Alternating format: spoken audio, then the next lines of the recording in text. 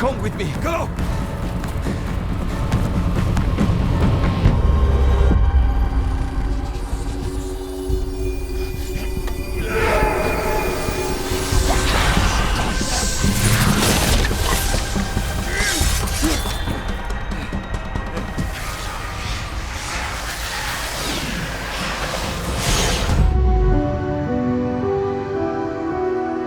I'm Sharronda Williams, and welcome to Prime Video Recaps.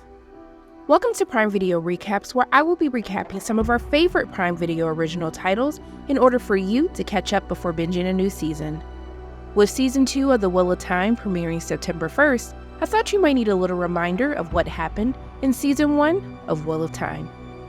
The lives of 5 young villagers change forever when a strange and powerful woman arrives, claiming one of them is the child of an ancient prophecy with the power to tip the balance between light and dark forever. They must choose whether to trust this stranger and each other with the fate of the world before the Dark One breaks out of his prison and the last battle begins. The world is currently broken due to the fact that many years ago, men who were born with great power thought they could cage darkness itself. When they ultimately failed, the world descended into chaos, and the Women of the Aes Sedai, an organization of female channelers, had to pick up the pieces. A man called Dragon was deemed to be the one who brought on the breaking of the world. The reincarnation of the dragon has now been born again, but their location and gender are unknown. The only thing they do know is that the child is now coming of age. They must find the child before the dark does. 2 men are being chased by a group of women in red. They are trapped, and Liandrin, an Aes Sedai, tells one of the young men that the power he possesses should only be used by women. Liandrin and her sisters remove the power from him. Moraine and Lan have set out to find the child from the Dragon Reborn prophecy, the reincarnation of dragon that will be born again thousands of years later. They then head to the 2 Rivers to continue their search. Egwene, a young girl from 2 Rivers, is now becoming a woman, and Nynaeve, who is the wisdom of the 2 Rivers, is welcoming her into the women's circle. Nynaeve pushes her into the river as she struggles to stay afloat. She then begins to trust the river and floats with ease. At the pub, Matt is losing way too much money betting on the other patrons. Perrin and Rand are discussing the fact that Perrin heard that Terran Ferry was full of soldiers and mercenaries headed to Galden for war. Egwene enters the pub and everyone cheers at her arrival, since it shows she survived her initiation into the women's circle. Her dad embraces her as she walks in, but the celebration is paused when Lan and Moraine walk in. Perrin goes to check on his wife Layla and asks why she didn't go to the ceremony. Matt checks on his mother, who is watching his father hit on another woman in front of everyone. Matt takes her home and looks after his younger siblings. Rand and Egwene are alone as he asks her about the initiation, but she can't talk about it. Rand and Egwene share a kiss during their time alone. Moraine and Lance share a bath together. Moraine thinks that one of the young people she encountered in the pub was the Dragon Reborn. Rand realizes that Egwene wants to be the next wisdom with Nynaeve. Moraine has a chat with Nynaeve, and Nynaeve tells her how her sisters turned their backs on the old wisdom. The town has a celebration for the spirits they previously lost. Lan tells Moraine about the Fade that has dozens of Trollocs with it, so they must leave. But they are too late, and the town is attacked by the Trollocs. Perrin mistakenly kills his wife as he is trying to attack a Trolloc. Nynaeve is dragged off by a Trolloc and is now presumed dead. Rand's dad is injured, but Moraine is able to heal him. During the fight, Moraine is injured by a dagger coated in Trolloc poison. Moraine and Lan are able to defeat the Trollocs for now, but many more are on their way. Moraine tells Egwene, Rand, Perrin, and Matt that one of them is the dragon that has been born again, and they must come with her in order to keep their loved ones out of harm's way. In a nearby camp, a young boy hands a prickly delicacy to Aemon Valda, also called Chalvalda. Chalvalda has a yellow Aes Sedai tied up with her hands missing and the ground beneath her burning.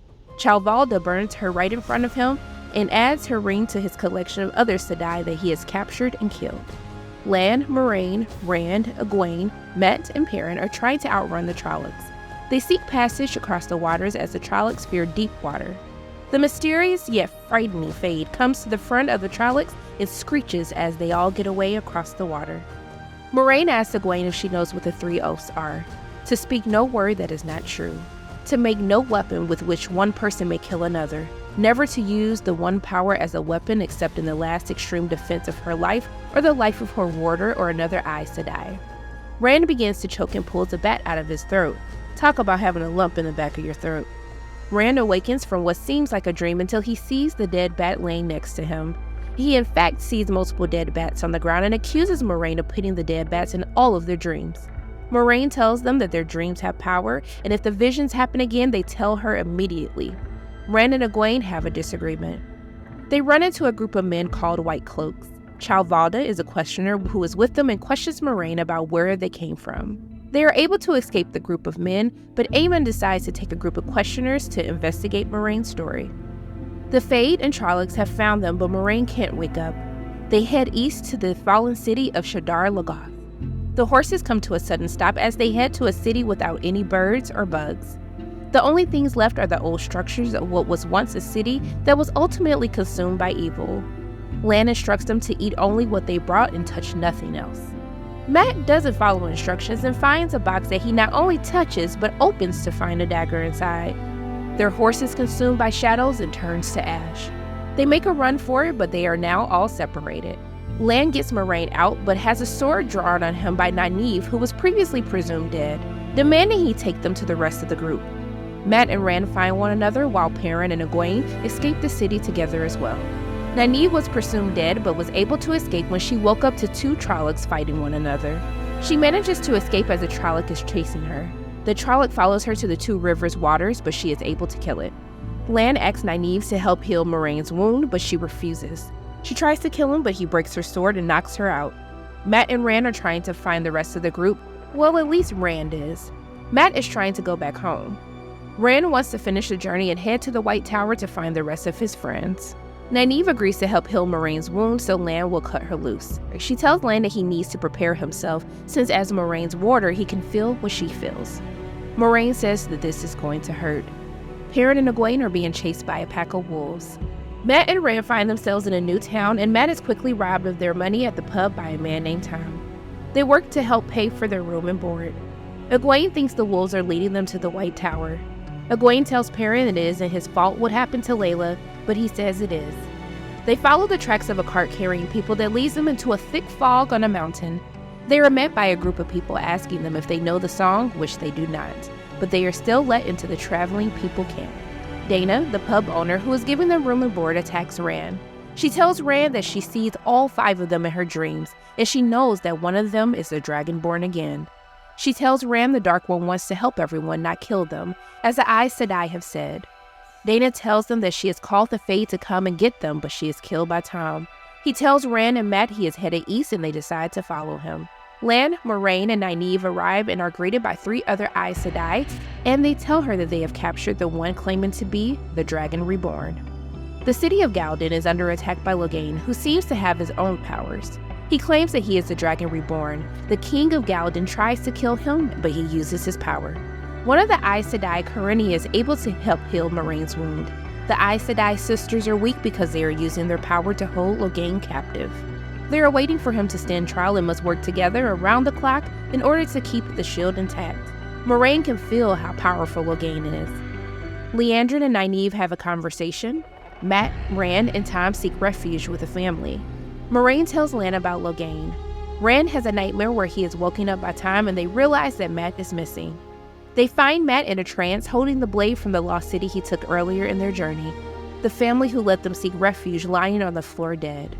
Tom sees the Fade is there and stalls while Mat and Rand escape. Lan and Nynaeve are finally becoming friends until their bonding is interrupted by Logain's soldiers. Logain breaks the shield Liandrin and Karenni have holding him. Logain kills Karenni as she unshields herself to protect Moraine and Liandrin. Stepin, her warder, sees Karenni's body and attacks Logain in the shield, which releases shooting blades in the cave, cutting everyone except Nynaeve. Lan is cut in the throat and Nynaeve releases a burst of energy, healing the wounds of everyone in the cave. The Aes Sedai sisters are able to strip Logain of his power. It is safe to say that the 5th missing person was not Logain, but Nynaeve. The Aes Sedai and warders buried Karenni as well as the fallen enemy soldiers lost in the battle. Fast forward 1 month later, and they've all made it to Tar Valon. Mat and Rand are still traveling together, but it is clear Mat has a darkness inside of him. They also arrive at Tar Valon. Mat is still haunted about what happened to the family that gave them refuge. Moraine tells Nynaeve to stay hidden from the other Aes Sedai sisters since word was spread about her power. Nynaeve still doesn't trust her and is worried about the power she possesses. She is also worried because once she reaches the city, she still doesn't see her other friends. Perrin and Egwene are still with the traveling people, but they see the White Tower in their sights. The group is stopped by Aemon and the other questioners. He sees Perrin and Egwene and recognizes them from his earlier journeys. The traveling people stand against the questioners and are beaten as the questioners try to get Perrin and Egwene. The two run, but are quickly captured by the questioners. Rand runs into an Ozir by the name of Loial. Loial tells Rand that he is actually an Aielman due to his red hair. Rand and Mat see the false dragon being brought into the city, and once Logain sees Mat, he begins laughing. Mat tells Rand that if either of them are the dragon to promise him that they won't let each other become mad from the darkness, and Rand agrees. Steppen and the other warders prepare for the ritual. Egwene and Perrin are captured by the White Cloaks. He refers to himself as Chalvalda. He begins to torture Perrin, and Perrin's eyes change. Chalvalda gives him a choice. If Egwene doesn't channel, then Chalvalda will kill Perrin. But if Egwene does channel, Chalvalda will kill her and let Perrin go. Loial brings Nynaeve to Rand and Mat. Rand tells Nynaeve that he still doesn't trust Moiraine. Perrin tells Egwene what happened to Layla.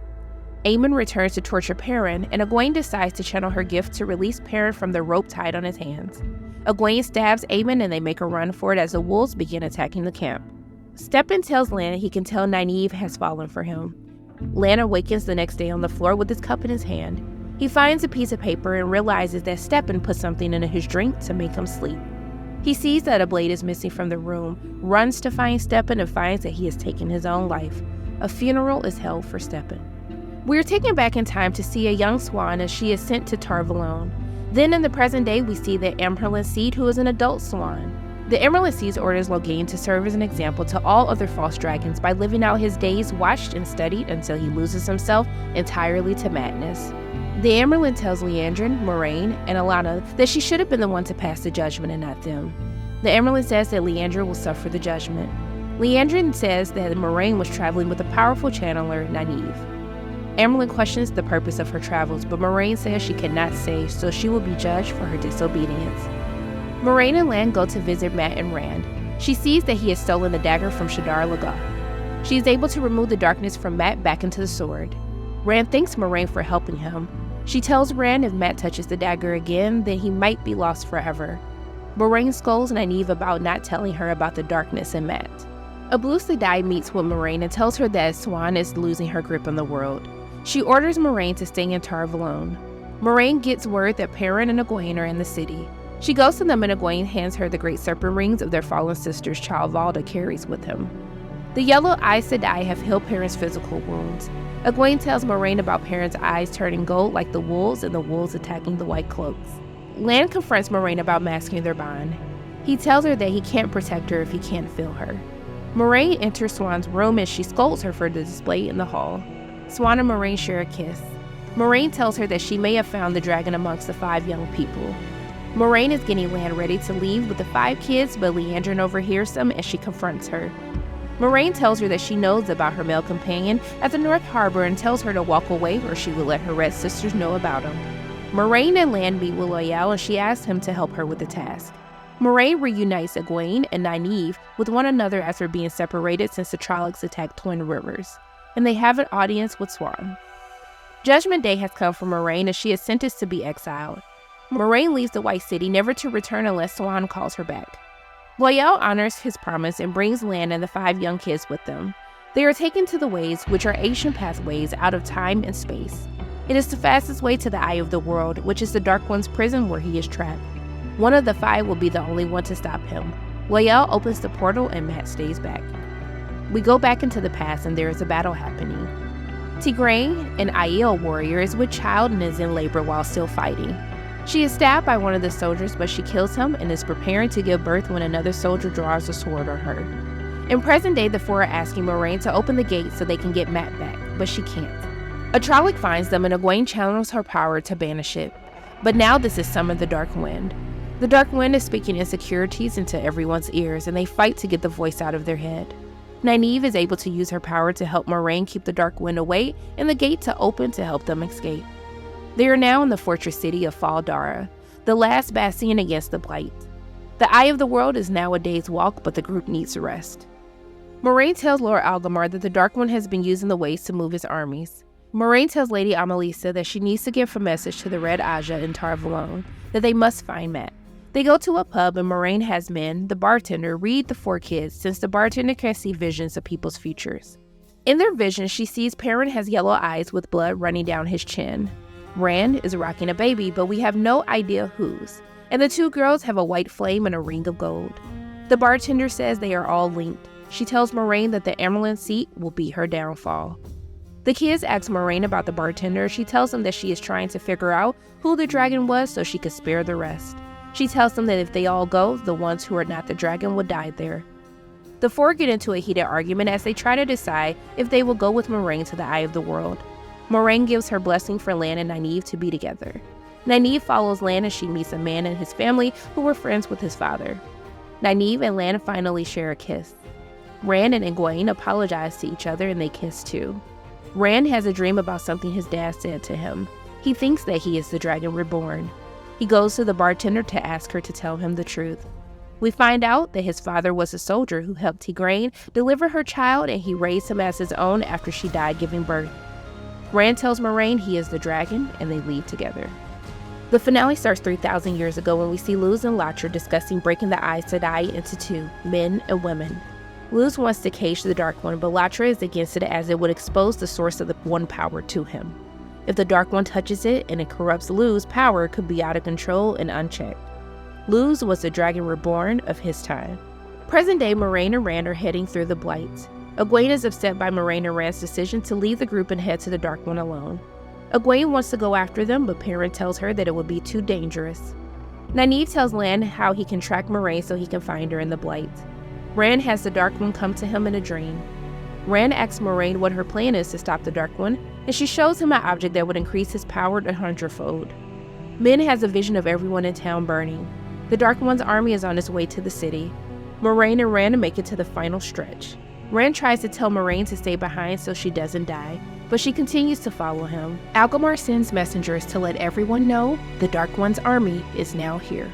Rand is dreaming again, but this time he sees Egwene and they have a child, Joya. The Dark One appears before Moraine and Rand, but Rand is still asleep.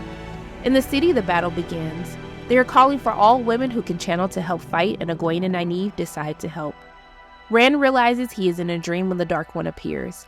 Moraine tells the Dark One she will kill Rand if he doesn't choose light. Algamar is killed in battle by a Trolloc. Rand realizes what is happening and he chooses the light. Lady Amelisa is channeling Nynaeve and Egwene's power and is almost killing them. Nynaeve sacrifices herself to protect Egwene. Rand tells Moraine that he won't go back with her because he fears he will go mad and hurt those close to him. He tells her to tell the rest of the group he died. Perrin discovers that Padan Fain, who sold trinkets in their hometown, was working for the Dark One. Padan attacks the men left protecting the city from the inside, including Loyal.